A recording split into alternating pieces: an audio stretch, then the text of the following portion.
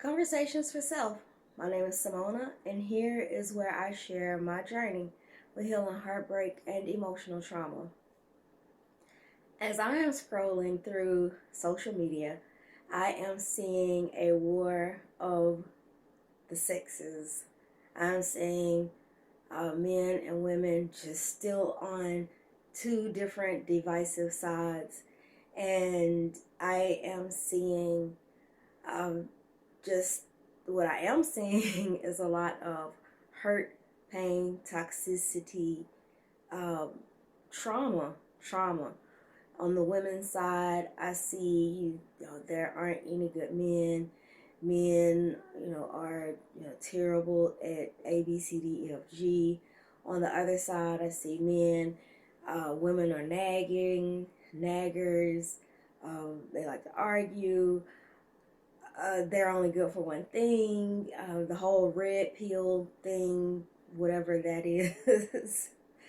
um, for the men who want to be super independent, and either way, it comes from, again, I always talk about the emotional healing, the trauma, the relationship trauma, the childhood trauma, these toxic traits that we learned along the way from our parents, from our family, from our friends. And since we're immersed in this toxic soup, we are not seeing what is wrong with how we're functioning and how we're relating to others. And I know I do talk about emotional healing from all perspectives. But however, I do understand that relationship trauma and relationship, damage is something that we come across more often because we lose people to, we lose people every day who die and leave us. But relationship is where we have to mourn a loss, where we both go on. And that happens more often than we are going to a funeral service. But the effects are still the same. So when we're looking at how we're relating to each other, again, it has become toxic. It has become broken because we have become toxic. We have become broken. We are carrying emotional trauma. We are carrying emotional baggage from childhood into adulthood, and the cycle continues. Unfortunately, a lot of us did learn these habits from our parents, so it's what we've seen, and we definitely don't see anything wrong with it when it's what our parents, the people who are supposed to love us the most, have ingrained in us.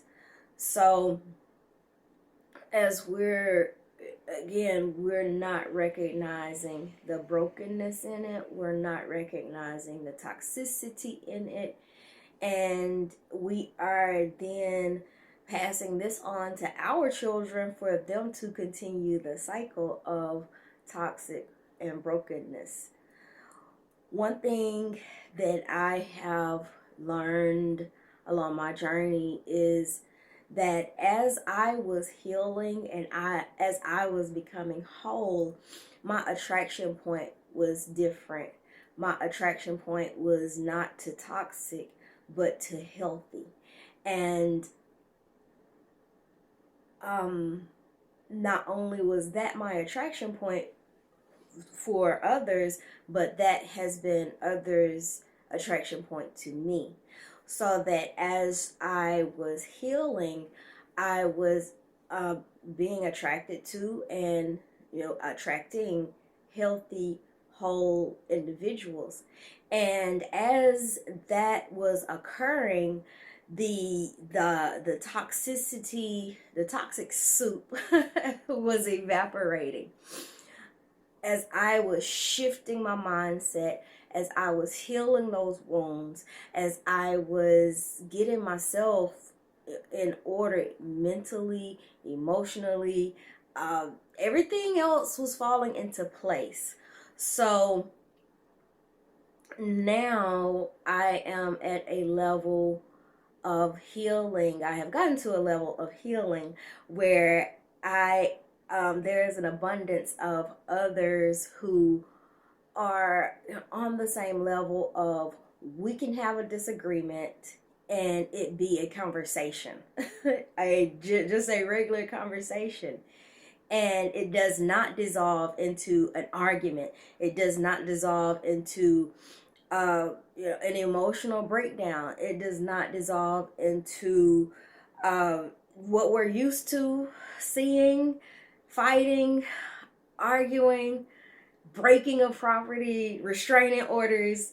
Again, there can be difficult conversations that we're having that remain very civil and very calm. And not only that, but when you're whole and when you're healed, there is a peace. And there's a peace that is transferred between two people. And that's really how relationships should be. Because we are talking about, oh, I love you, but at the same time willing to hurt this person deeply in return for them hurting us deeply. So again, to have just a happy, successful life, it is the emotional healing, it is the mental mind shift, the mental healing, the renewing of the mind, as the Bible says. And you have to go through the healing of the mind. And of course, we talk about the verses. When I was a child, I spoke as a child. When I was a man, I put away childish things. But the next part of that is being able to, now we're seeing through a glass darkly, face to face. I mean, you have to face yourself. And you have to come into that wisdom. You have to come into the wisdom. You have to come into the knowledge of what it truly means to be a mature, whole adult. That is the next portion of that passage. And again, we know in part, and with prophecy in part. That is, again, we don't know what we don't know. And of course, when God is working, we still don't know. So we have to learn to function from a place of wholeness and a place of wisdom, a place of wanting to know better and to do better. And again, that is taking the time to be alone. The greatest litmus test of healing is being able to sit in a room with no distractions, because when you're constantly on your phone and you're constantly going and you're constantly moving around and you're constantly, your plate is full, you're keeping your mind occupied so that you do not have to deal with those uncomfortable feelings. So the ultimate litmus test for healing is being able to sit in a room with nothing else except you and the air and God. And I'm talking about sit for lengthy amounts of time. I ride in my car with my radio completely off. It's rare that I turn my radio on.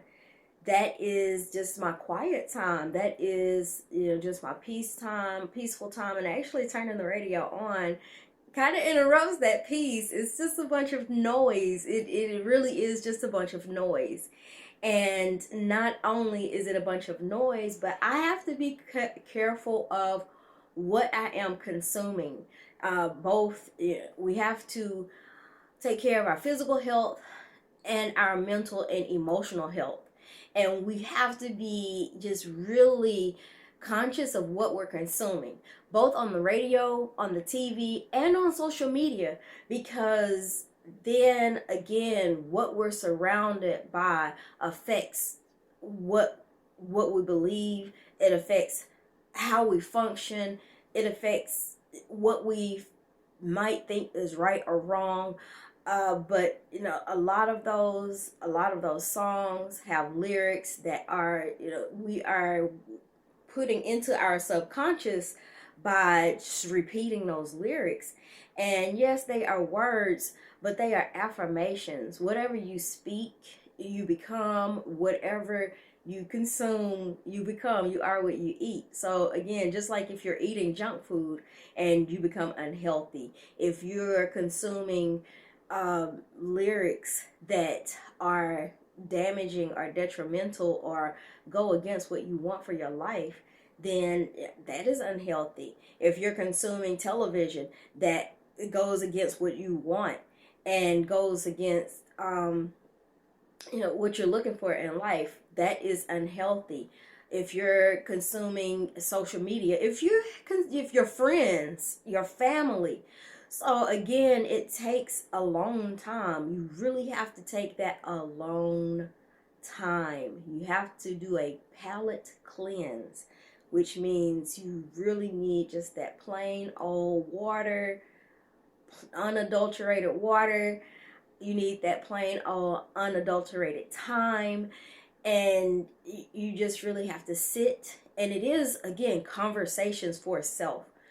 Only you know how you feel inside.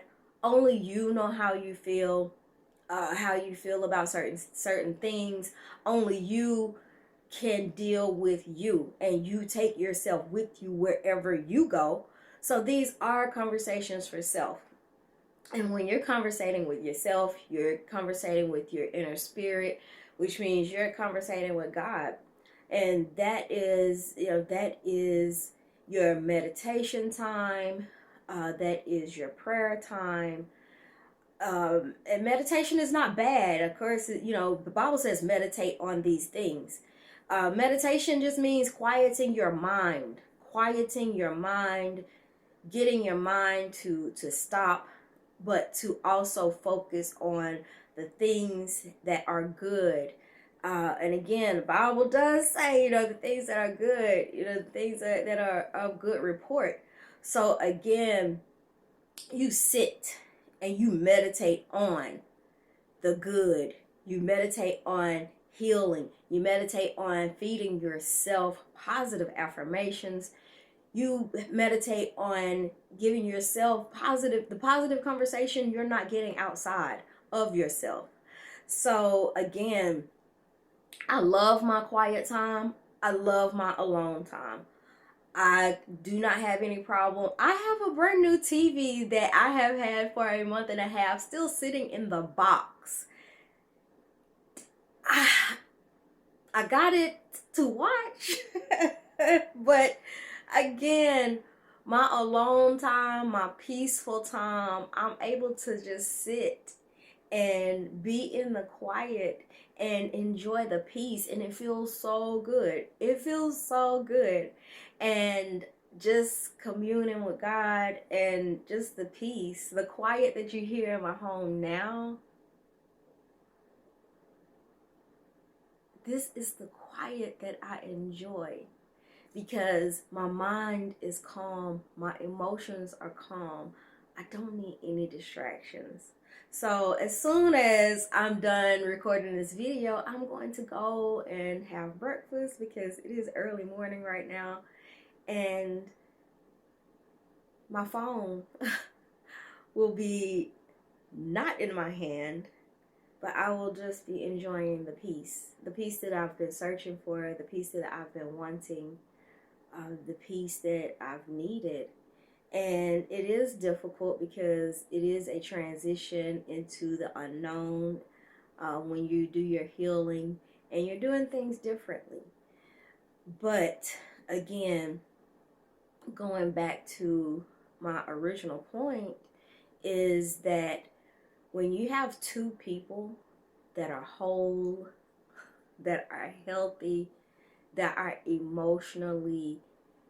uh, emotionally mature, emotionally intelligent, then there will be good men. There will be an abundance of good men to the point where you're like, okay, God, there's a choice that I have to make.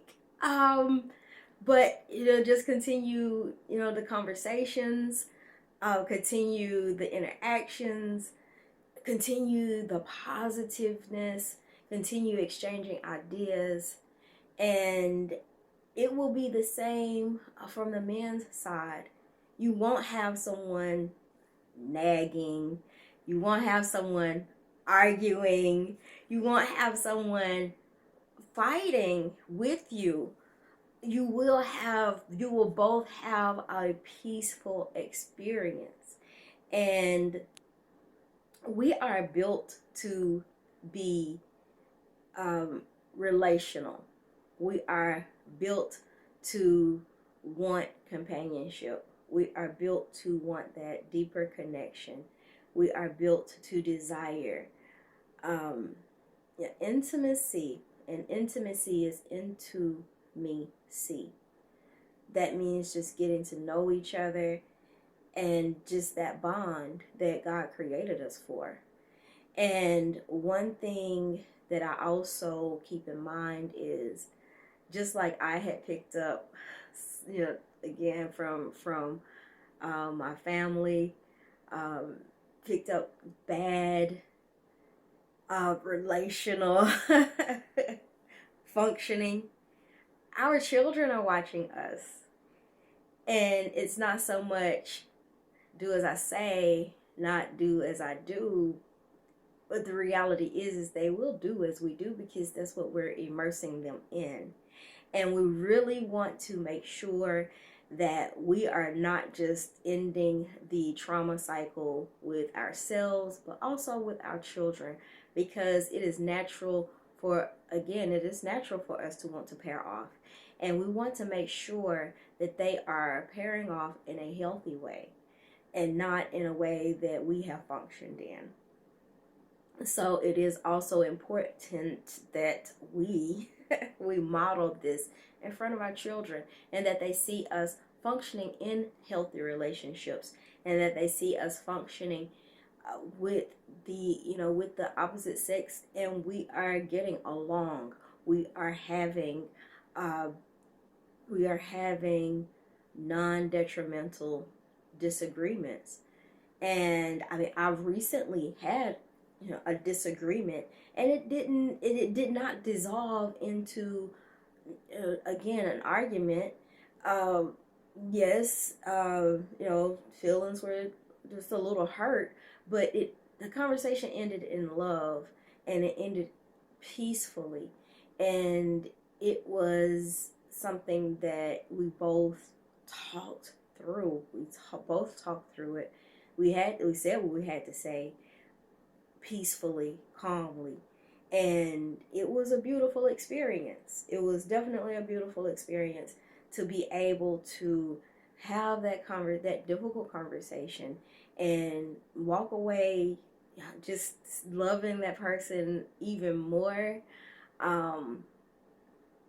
because again, when you really care about someone, you care about not hurting them, and your words are very careful. You're very careful with your words. And again, like the love that I have for my friends, the love that I have for my family, the love that I have for my children, it runs so much deeper. It runs so much deeper. The love that I have for everyone that God has put into my life, it just runs so much deeper, and it's so much purer, and it is definitely that godly love where it's unconditional. It's unconditional. You don't have conditions on it.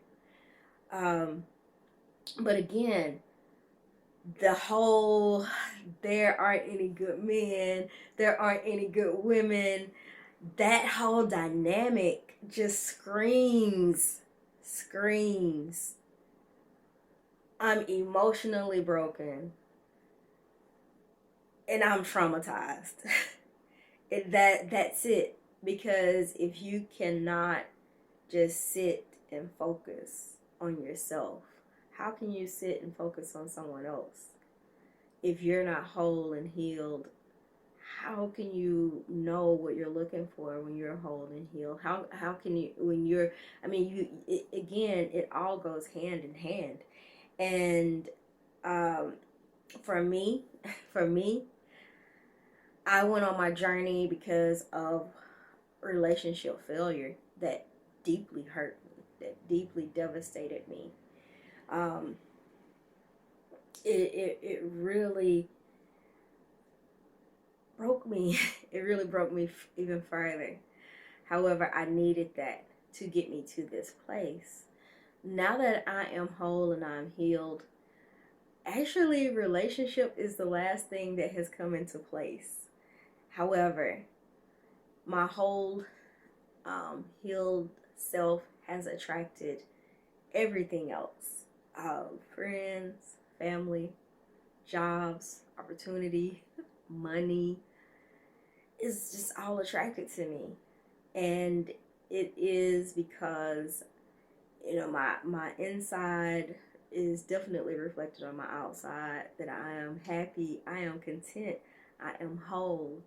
And my light draws so many people into my peace, and they walk away feeling, peaceful, even if just for a moment. And I do have people who want to be around me because I am happy, I'm peaceful. But again, everyone is looking for that peace. Everyone is looking for the happiness. But it does take being whole. It takes being emotionally healed. And we have to do this. We have to do this.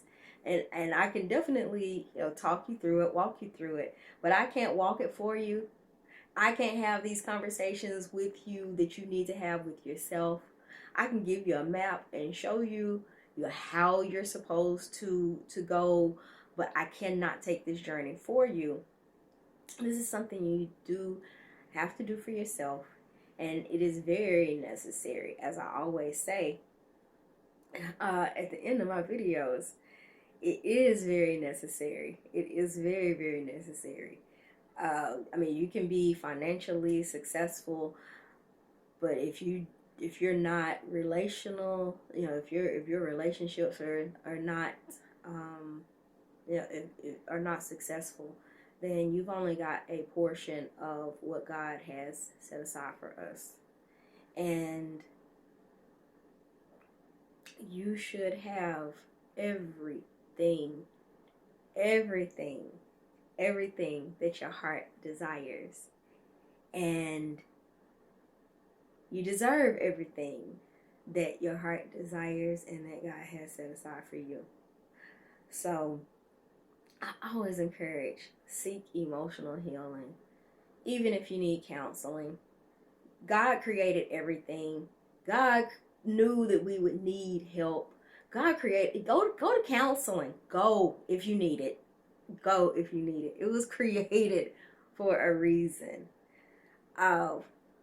If you need support, again, the Bible says this. We are our brother's keepers. We are supposed to lift each other up. We're supposed to be here for each other, especially the fallen. And it talks about the fallen, the brokenhearted. Again, this is something that we read about in that old book that some people say is outdated, but it is very much so. It is very much relevant, especially today. So again, as I say in all of my videos, and at the end of all of my videos, emotional healing, self-love. You have to love you. If you don't know how to love yourself, how can you expect someone else to love you? the way that you need, you deserve, you desire. So you have to love yourself. So emotional healing, self-love, and you got to have the relationship with God, not just, a religious thing that you do every Sunday. You've really got to get that quiet time so that you can go deeper. Just go deeper. But you need all of this. So in order to have a happy, successful, brilliant, just unimaginable life, I promise you, my testimony will blow your mind. Just all the way. I mean, just tears of joy. It's been wonderful. It's been beautiful, and I want you to have wonderful and beautiful too.